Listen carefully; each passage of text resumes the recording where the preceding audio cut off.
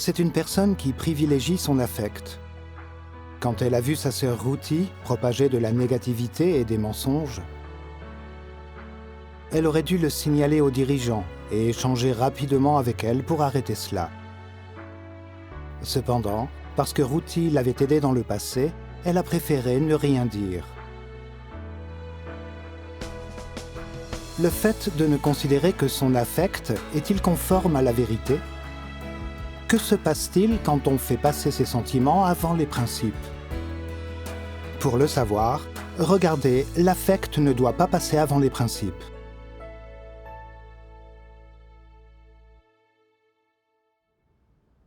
Il y a 6 mois, Ruti et moi faisions nos devoirs dans un groupe. Ruti était cultivée et douée, et avait un bon calibre. Elle était appréciée au sein du groupe. Quant à moi, à tous les points de vue, je n'étais jamais à la hauteur. J'échouais dans mon devoir et j'étais exposée. Mais Ruti ne m'a jamais dédaignée ni méprisée. Et elle me consolait et m'encourageait. Dès qu'elle avait une idée en tête, elle en discutait avec moi. Ce qui me touchait vraiment et me faisait la considérer comme une amie proche. Même si je savais que son tempérament était arrogant et qu'elle ne prenait pas bien les suggestions, vu que je l'appréciais, je ne soulevais pas ces questions avec elle. Je croyais même que tout le monde avait un tempérament corrompu, difficile à résoudre.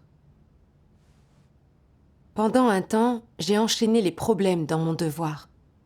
Et dans ma négativité, au moment où j'allais abandonner, Ruti a travaillé avec moi et m'a aidé à résoudre mes problèmes techniques. J'ai eu des résultats dans mon devoir et cela m'a soulagée. Comme Ruti m'aidait, j'ai senti qu'elle avait une vraie compassion pour moi et je lui en ai été reconnaissante. Et elle est devenue dirigeante. J'étais très heureuse pour elle et je l'encourageais souvent. Un soir, alors que j'allais me coucher, Ruti m'a envoyé un message disant qu'elle avait été renvoyée. Elle avait le cœur brisé. J'ai découvert en parlant avec elle qu'elle avait été dénoncée par des frères et sœurs. Le dirigeant lui avait lu les détails du rapport qu'elle avait considéré comme une exagération. Par exemple, ils avaient dit qu'elle était très avide de réputation et de statut. Et bien qu'elle ait admis qu'elle appréciait ces choses, elle a nié qu'il s'agisse d'un désir insatiable. Le rapport disait aussi qu'elle coopérait mal et ne faisait aucun travail concret, qu'elle se montrait morose et gênait le travail de l'Église quand les choses n'allaient pas dans son sens. Elle a admis avoir eu des problèmes dans son devoir, mais pas aussi graves. Et elle a fondu en larmes en parlant. Elle n'a donc rien accepté de ce que le rapport disait. C'est exact. Elle a aussi dit que ce rapport ne faisait que la faire passer pour quelqu'un de mauvais. Que ceux qui l'avaient dénoncée étaient injustes avec elle, y compris le dirigeant, qui, selon elle, n'écoutait qu'une version. Elle a dit que malgré des problèmes dans son devoir, personne n'avait échangé avec elle pour l'aider, et que son renvoi soudain était totalement injuste. Elle se sentait de plus en plus lésée. En la voyant si malheureuse, j'ai été très affectée. Et en la consolant, je me suis demandé, les affirmations du rapport sont-elles vraiment si exagérées ? A-t-elle vraiment été renvoyée à tort ? Ruti a alors soudainement dit quelque chose qui m'a mise très mal à l'aise. Elle a dit « Pour moi, ce rapport est comme une dénonciation de la révolution culturelle. Ils veulent m'accabler d'accusations pour me faire tomber et me salir. » Mon cœur a fait un bond. J'ai trouvé vraiment étrange ce qu'elle disait. Être dénoncée et renvoyée étaient des faits graves, mais elle ne réfléchissait pas sur elle-même, ne cherchait pas la vérité, n'en tirait rien. Elle comparait même ce rapport et ce renvoi aux dénonciations du PCC. Elle avait l'impression d'être punie. La nature de tout cela était grave. Oui, c'est vrai. Dans l'Église, les rapports sont toujours contrôlés et vérifiés. Et le renvoi d'un dirigeant ou d'un ouvrier est fondé sur la vérité et les principes, et non sur le caprice d'une personne. C'est juste. Elle pensait être punie et ne réfléchissait pas sur elle-même. Ce n'est pas accepter la vérité, mais être plein de haine. Oui. Je lui ai vite rappelé de ne pas dire ces choses, mais de réfléchir sur elle-même. Plus tard, j'ai appris par ceux avec qui elle faisait équipe qu'en tant que dirigeante, elle ne faisait pas de travail concret, ne coopérait pas de manière amicale. et s'occupait peu des travaux dont elle était responsable. Ayant trouvé des problèmes dans son travail, son dirigeant avait échangé avec elle et l'avait traitée, mais elle avait résisté, se trouvant toujours des excuses, rejetant la faute sur les autres et abandonnant ses responsabilités. Cette information m'a donné la certitude que ce que contenait le rapport des frères et sœurs était vrai. J'ai pensé aux paroles de Ruti. Elle disait que le rapport était comme une dénonciation de la révolution culturelle, et j'ai su à quel point c'était devenu grave. Elle ne faisait pas de travail réel, et quand le dirigeant l'avait traitée, elle ne l'avait pas accepté. C'était une fausse dirigeante, méritant le renvoi. Oui. Mais elle ne réfléchissait pas sur elle-même, et comparait ce rapport légitime à une de ces dénonciations du PCC. Non seulement elle rejetait la vérité, mais elle déformait les faits et la réalité. C'était résister et provoquer un tollé, et blasphémer contre les choses positives. C'était offenser le tempérament de Dieu. Oui. Plus j'y pensais, plus j'avais peur. Je trouvais son tempérament pervers. Si elle continuait à résister sans réfléchir ni se repentir, elle serait bannie selon les principes de l'Église, sur l'exclusion des gens. Ce sont de graves enjeux. As-tu signalé sa situation aux dirigeants? Oui. Je me demandais si je devais signaler aux dirigeants son état actuel et ce qu'elle m'avait dit. Mais j'ai alors pensé, si le dirigeant découvre son état et examine son comportement en tant que dirigeante, puis décide que c'est une malfaitrice qui n'accepte pas la vérité, ne sera-t-elle pas chassée de l'Église? Penser cela me mettait mal à l'aise. Je ne voulais vraiment pas en arriver là. J'ai aussi pensé à tous les moments que nous avions partagés. Elle avait été si gentille. Je devais essayer de l'aider et de la consoler. Si elle savait que j'avais rapporté aux dirigeants ce qu'elle m'avait confié, elle serait vraiment blessée. Elle m'avait dit ces choses si ouvertement parce qu'elle me faisait confiance. Je serais vraiment sans cœur si je la signalais aux dirigeants. J'ai retourné le problème dans ma tête, incapable de dire quoi que ce soit. Je pensais que faire cela serait trahir mon amie. Ce serait même déraisonnable. Je n'ai donc évoqué son problème avec personne d'autre. Parfois, je lui envoyais un message pour savoir comment elle allait, ou certaines des paroles de Dieu. J'espérais qu'elle pourrait changer son état incorrect et bien faire son devoir. Même si je protégeais notre relation, je me sentais mal à l'aise. Je savais que ses problèmes étaient assez graves, mais je ne disais rien. Étais-je en train de la couvrir? Tout à fait. Mon esprit était embrouillé. En ne disant rien, j'avais mauvaise conscience. Mais en parlant, j'aurais l'impression de la laisser tomber. Toute cette affaire me tourmentait vraiment, et je ne savais pas quoi faire. J'ai donc prié Dieu pour qu'il me guide, qu'il me permette de comprendre sa volonté et de trouver un chemin de pratique. Un jour, j'ai lu ces paroles de Dieu.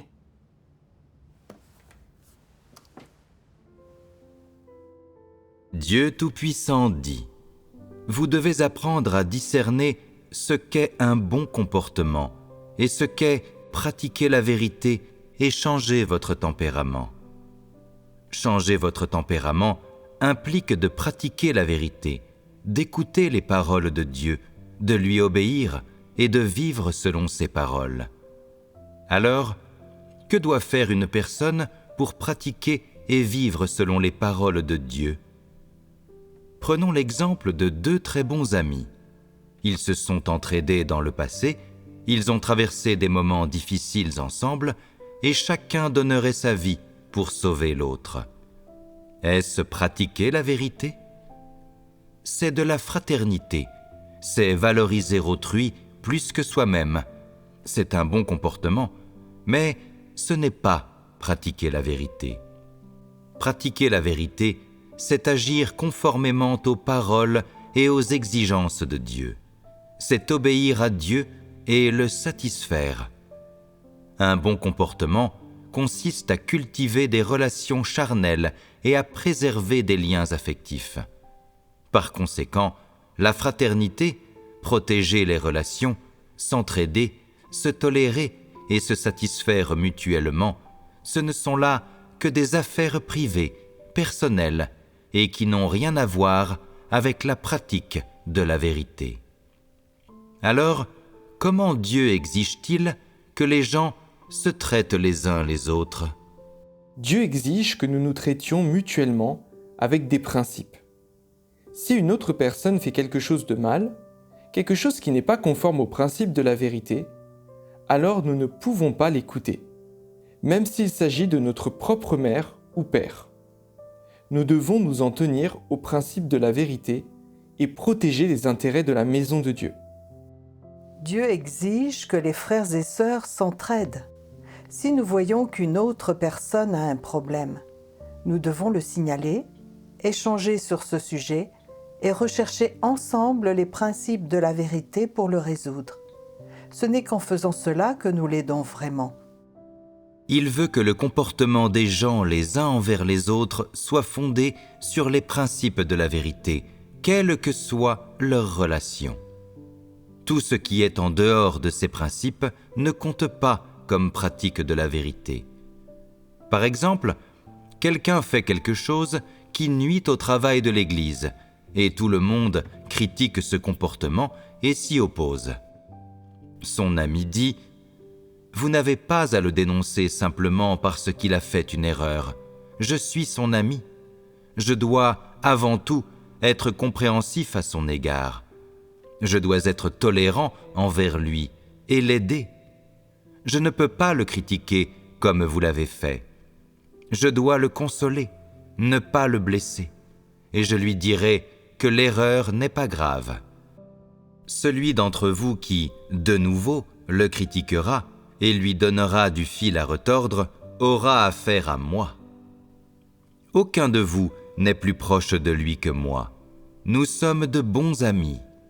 Les amis veillent les uns sur les autres et je le défendrai s'il le faut. Est-ce pratiquer la vérité ? La mentalité de la personne repose également sur un autre fondement théorique. Elle se dit « Mon ami m'a aidé pendant la période la plus difficile et la plus douloureuse de ma vie. Tous les autres m'avaient abandonné. Lui seul a pris soin de moi et m'a aidé. Maintenant, il a des ennuis et c'est à mon tour de l'aider. Pour moi, c'est cela, avoir une conscience et avoir de l'humanité. Comment pouvez-vous vous considérer comme des humains si vous croyez en Dieu mais n'avez même pas ce peu de conscience ? Cela ne fait-il pas de votre foi en Dieu et de votre pratique de la vérité des mots vides de sens ? Ces paroles ont l'air d'être justes. La plupart des gens ne peuvent pas les percevoir telles qu'elles sont vraiment, pas même la personne qui les a prononcées et qui pense que ces actions découlent de la vérité. Mais ces actions sont-elles justes ? En fait, elles ne le sont pas. Si l'on y regarde de plus près, chacune de ces paroles est inspirée par l'éthique, la moralité et la conscience. Selon la mesure de l'éthique humaine, cette personne est consciencieuse et sérieuse. Défendre ainsi son ami fait d'elle une bonne personne. Mais est-ce que quelqu'un sait quel tempérament et quelle essence se cachent derrière cette bonne personne ? Ce n'est pas un vrai croyant. Tout d'abord, quand quelque chose arrive, il ne voit pas la situation selon les paroles de Dieu. Il ne cherche pas la vérité dans les paroles de Dieu, mais choisit plutôt de voir la question selon la moralité, l'éthique et les maximes de vie des incroyants. Il considère les hérésies et les sophismes de Satan comme la vérité et met les paroles de Dieu de côté. En faisant cela, il se moque de la vérité et ignore ce qui est dit dans les paroles de Dieu. Cela montre qu'il n'aime pas la vérité.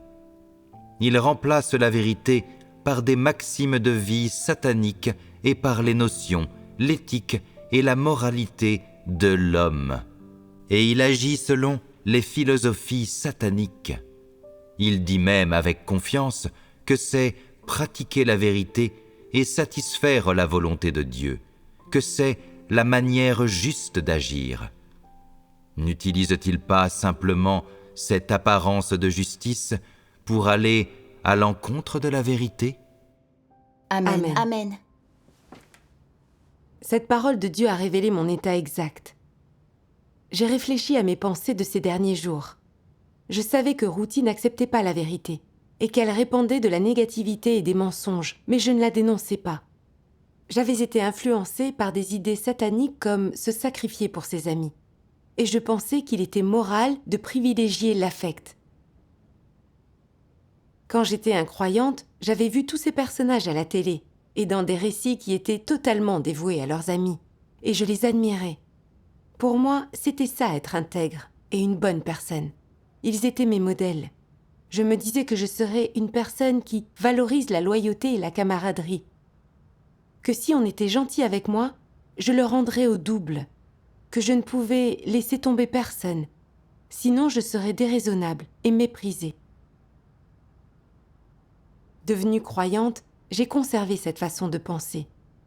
Si quelqu'un était gentil avec moi ou me témoignait de l'attention, je gardais cela à l'esprit. Et quelles que soient les difficultés ou les problèmes qu'il rencontrait, je l'aidais toujours et ne compromettais jamais notre amitié. Parce que j'étais liée par cette prétendue morale, même si je savais que Ruthie avait des problèmes et que je devais respecter les principes en la dénonçant, je ne pouvais pas franchir le pas et pratiquer la vérité. Je n'arrêtais pas de me dire que si je racontais ce qu'elle m'avait confié, ce serait vraiment la laisser tomber.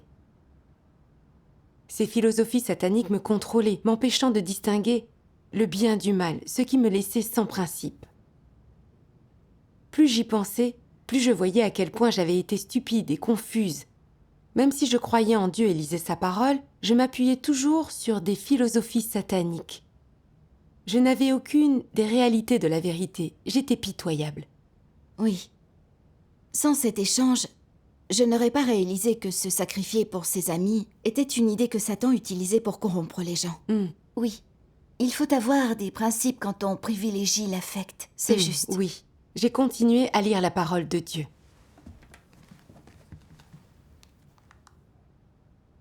Peut-on être bon quand on n'aime pas la vérité? Ou juste quand on n'aime que la chair? Justice et bonté ne se réfèrent-elles pas à la vérité?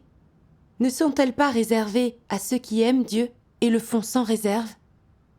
Ceux qui n'aiment pas la vérité et qui ne sont que des cadavres putrides ne font-ils pas le mal? Ceux qui sont incapables de vivre la vérité ne sont-ils pas tous des ennemis de la vérité? Et qu'en est-il de vous? Si tu es cordial et dévoué envers les membres de ta famille, tes amis, ta femme ou ton mari, tes fils et filles et tes parents, sans jamais tirer avantage des autres personnes, mais que tu ne peux jamais être compatible avec Christ et en harmonie avec Christ, alors je dirais quand même que tu restes malfaisant et plein de ruses.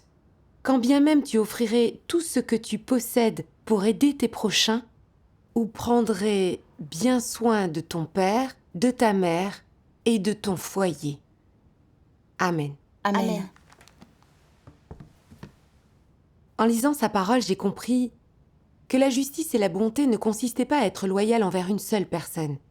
Aussi loyal que vous puissiez être envers un ami ou votre famille, même si on vous trouve gentil ou que la société vous encense, vous ne pouvez pas être considéré comme juste. En effet. La vraie justice, la vraie bonté sont dictées par la vérité. Et ces choses s'alignent sur la vérité. Votre faculté à pratiquer la vérité, à agir selon la parole de Dieu, à oublier vos émotions et à protéger le travail de l'Église, prouve votre justice et vous vaudra l'approbation de Dieu. J'ai pensé à la façon dont Lot, dans la Bible, à un moment critique, avait échangé ses 2 filles contre la sécurité de 2 messagers. Et comment Dieu avait jugé cette action juste. J'ai pensé à Noé qui avait mis plus de 100 ans à construire l'arche après le mandat de Dieu, et qui à cette époque, malgré les souffrances, les calomnies et les jugements, avait été capable d'écouter la parole de Dieu et d'accomplir sa commission. C'était de la justice. Oui. J'ai compris qu'en accomplissant la volonté de Dieu, on pratiquait en accord absolu avec sa parole, que malgré la souffrance et même en renonçant à sa vie, on pouvait achever la commission de Dieu et protéger l'œuvre de sa maison. Seul cela peut être appelé justice et bonté. Amen. J'avais toujours protégé mes relations et mes sentiments pour autrui.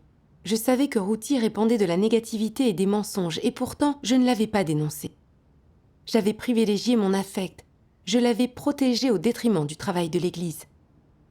J'avais privilégié mes sentiments et violé la vérité. En quoi était-ce juste ou bon ? Sur le fond, j'ai résisté à Dieu, et il m'a condamnée. À cette pensée, j'ai réalisé la gravité de mon problème et cela m'a effrayée. Je ne devais plus agir selon mes émotions, mais selon la vérité et les principes, en dénonçant Ruthie. Oui, en effet. J'ai donc fait un compte-rendu factuel des problèmes de Ruthie et je l'ai envoyé au dirigeant. Peu après, le dirigeant m'a dit « Les problèmes de Ruthie sont assez graves. » Depuis son renvoi, elle n'a pas réfléchi sur elle-même, elle désobéit, s'indigne. Elle répand des notions et de la négativité et ne s'est pas ressaisie. Ces problèmes devront être exposés à nouveau. Si elle ne mesure pas la gravité de ces problèmes, elle continuera à propager la négativité et à vraiment perturber la vie de l'Église. Oui, oui. Le dirigeant m'a demandé de participer. Je me suis sentie stressée et de nouveau tiraillée. Si cet échange pour exposer ces problèmes doit avoir lieu devant les autres, que va-t-elle penser de moi ? Va-t-elle me détester ? Sera-t-elle blessée ? Pensera-t-elle ne pas pouvoir se confier à moi et va-t-elle m'ignorer ?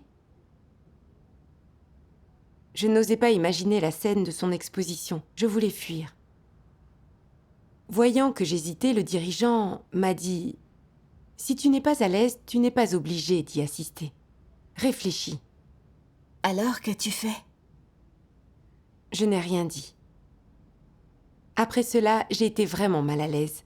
Et je me suis dit « Pourquoi ai-je si peur d'affronter Ruthie ? Pourquoi n'ai-je pas le courage de l'exposer ? Je continue à vivre selon mes émotions et à vouloir protéger mes relations. » Oui. M'en apercevant, je me suis sentie très coupable et j'ai prié Dieu.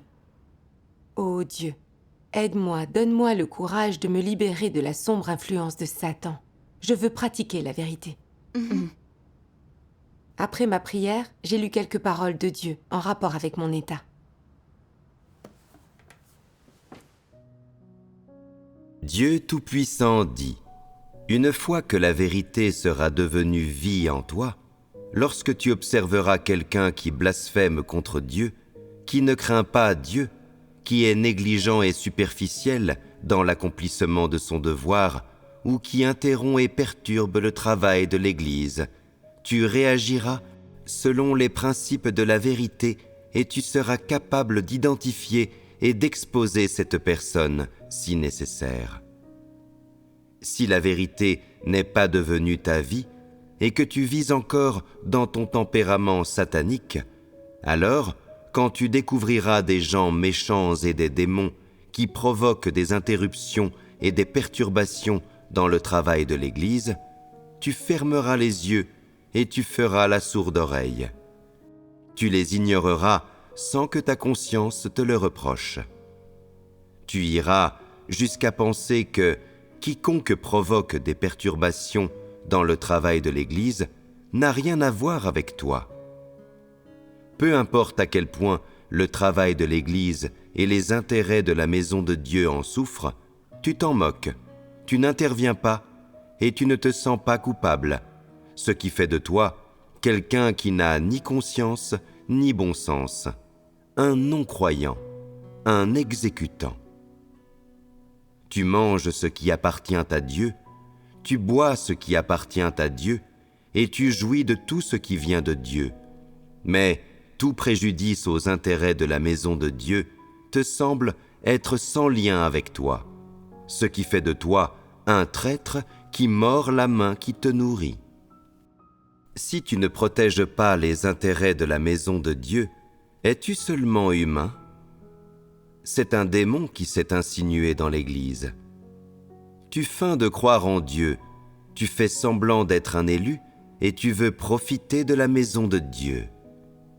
Tu ne vis pas la vie d'un être humain et tu fais clairement partie des non-croyants.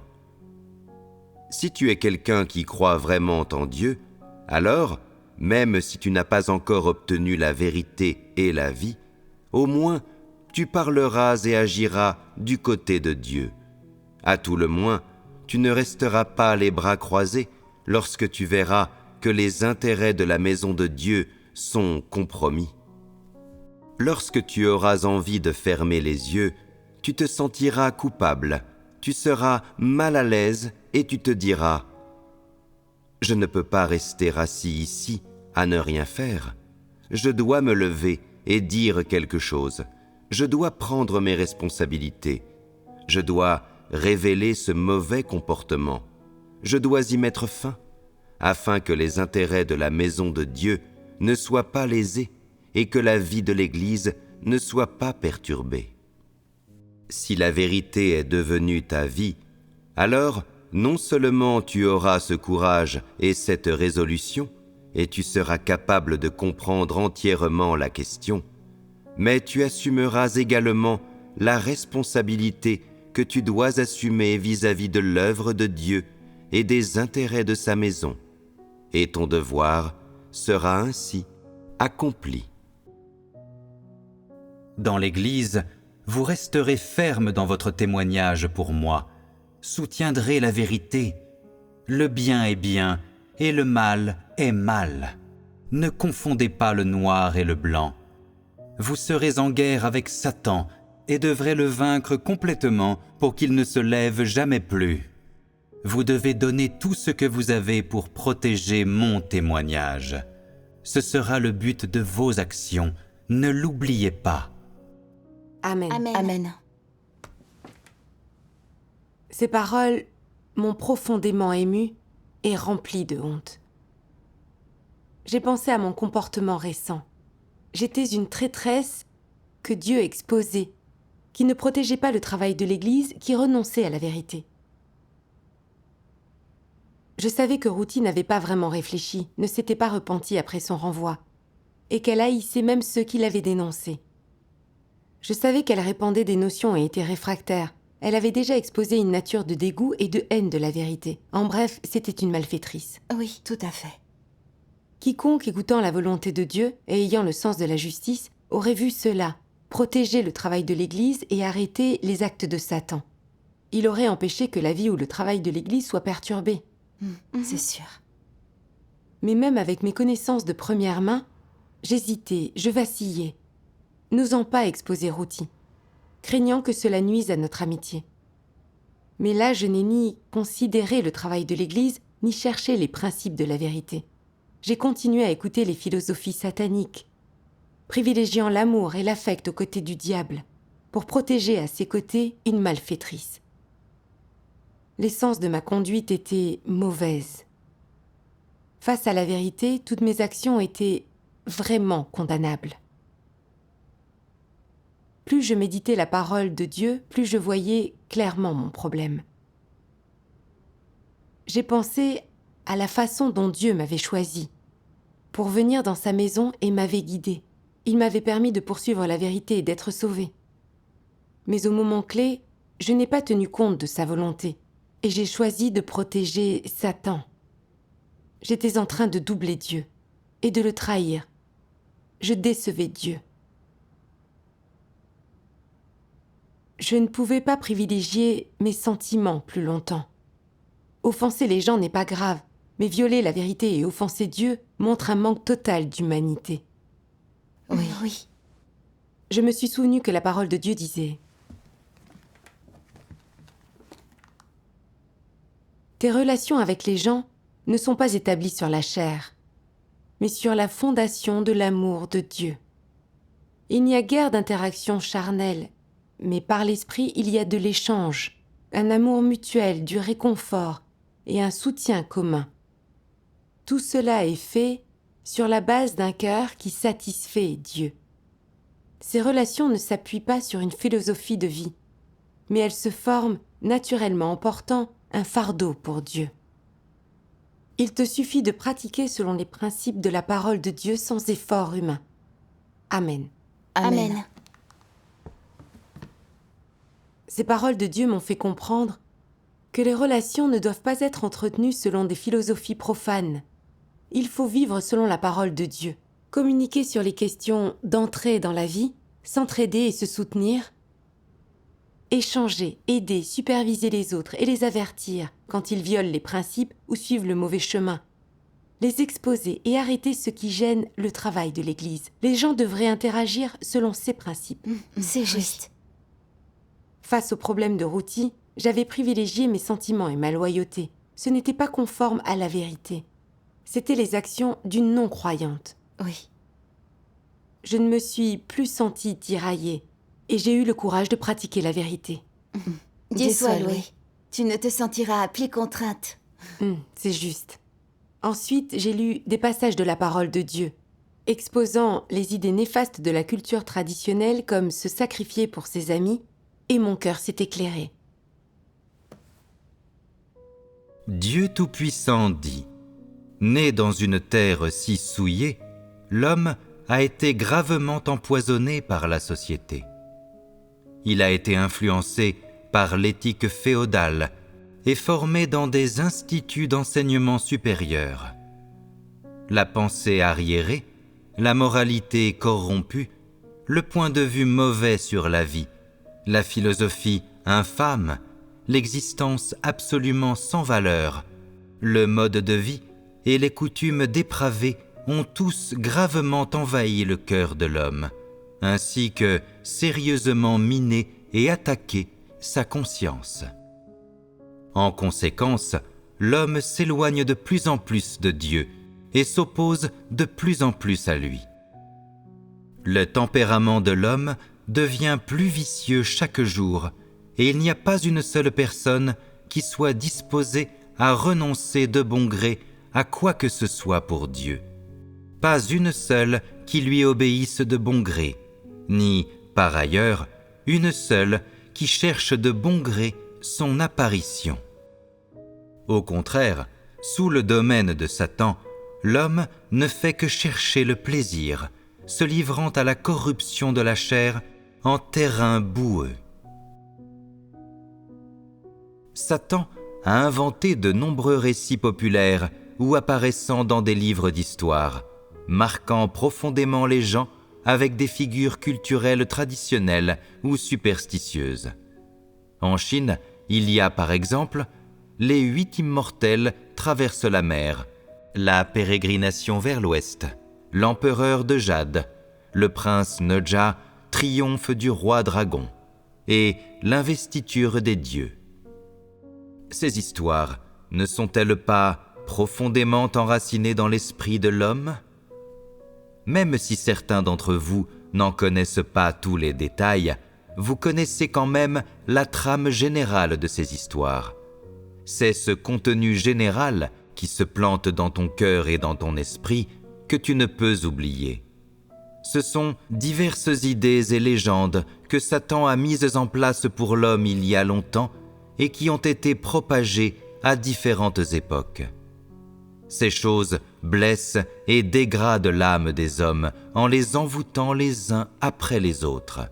C'est-à-dire qu'une fois que tu as accepté une telle culture traditionnelle, des histoires ou des superstitions, une fois qu'elles sont ancrées dans ton esprit et qu'elles se sont plantées dans ton cœur, alors c'est comme si tu étais ensorcelé. Tu t'empêtres et tu es influencé par ces cultures, ces idées et ces histoires traditionnelles. Elles influencent ta vie, ta vision de la vie et ton jugement. Elles influencent encore plus ta quête du vrai chemin de vie. C'est vraiment un mauvais sort.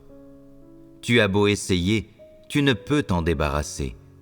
Tu as beau les combattre, tu ne peux les abattre.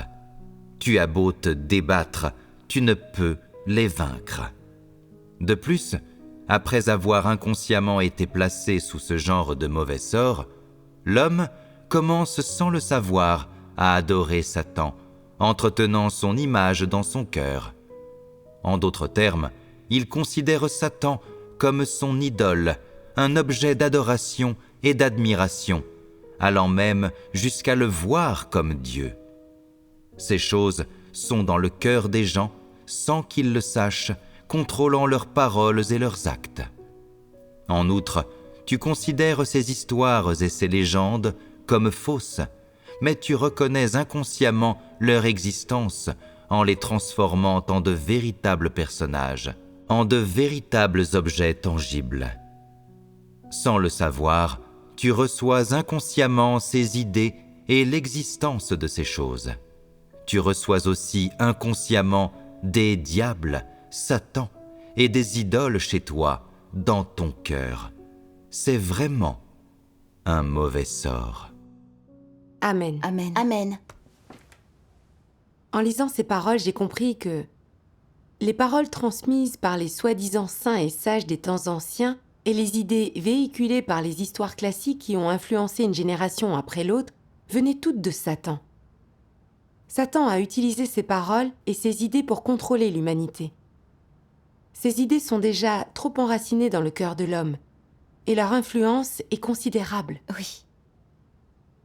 Tout comme l'idée de devoir se sacrifier pour ses amis.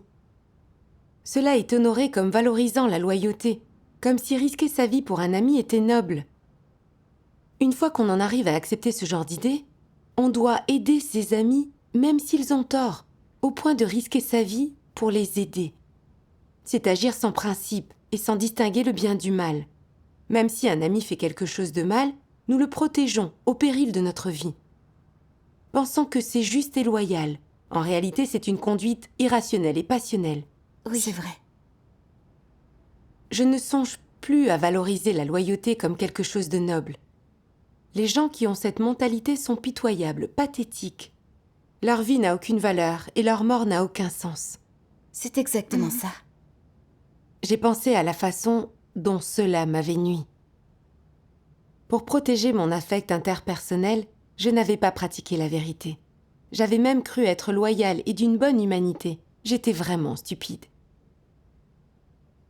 Ces idées prisées par Satan sont des poisons. Elles m'ont fait hésiter sur ce qui était bien ou mal, rendu incapable de distinguer les choses positives et négatives. Elles m'ont limité et faussé l'esprit. Oui. Elles m'ont empêché d'avoir des relations interpersonnelles normales. Je me suis souvenu de cette parole de Dieu.